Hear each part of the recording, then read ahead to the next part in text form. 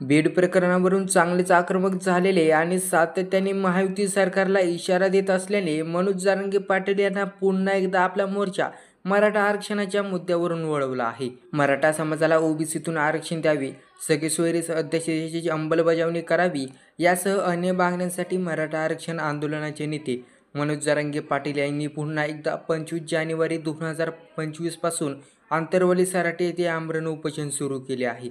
मनोज जरांगे पाटील यांचे हे 7वे उपोषण आहे। या संदर्भात भाजपच्या विधान परिषदेचे आमदार पंकजा मुंडे यांनी प्रतिक्रिया दिली। काही दिवसापूर्वीच महायुती सरकारचे पालकमंत्रीपद जाहीर झाले। जालना जिल्ह्याचे पालकमंत्रीपद पंकजा मुंडे यांना देण्यात आले।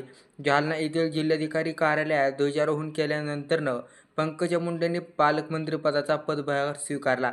यावेळी पंकजा मुंडे यांनी पत्रकारांच्या विविध प्रश्नांची उत्तर देत अनेक मुद्द्यांवर भाष्य केले। यावेळी मनोज जरांगे पाटील यांनी सुरू केलेले आमरण उपोषण या आंदोलन संदर्भात पंकजा मुंडे यांना प्रश्न विचारण्यात आला। पत्रकारांनी विचारलेल्या प्रश्नाला उत्तर देताना पंकजा मुंडे म्हणाल्या की मनोज जरांगे पाटील हे त्यांचा लढा लढत आहेत। त्यांच्या उपोषणाबद्दल माझ्या मनात सन्मान आहे। संविधानाच्या चौकटीत बसवून त्यांनी किंवा कोणाच्याही लढ्याला न्याय मिळावा हीच माझी भूमिका आहे। मनोज जरांगे पाटील यांच्या उपोषणाला बसले आहेत। माझा या जिल्ह्यातील पहिलाच दिवस आहे। त्यांच्याशी चर्चा करून त्यांनी जर सकारात्मकता दाखवली तर नक्कीच मी त्यांना तयार आहे भेटायला। आपण एखाद्या आंदोलनास भेट देतो, तेथील वातावरण कसे असते ही जबाबदारी त्यांची असते। त्यामुळे ती जबाबदारी त्यांनी घेतली आणि तर त्यांनी सकारात्मकता दाखवली तर नक्कीच भेट द्यायला तयार आहे। मी तसा त्यांना निरोपही पाठवेल आणि त्यांच्या निरोपाची वाट पाहील, असे पंकजा मुंडे यांनी नमूद केले।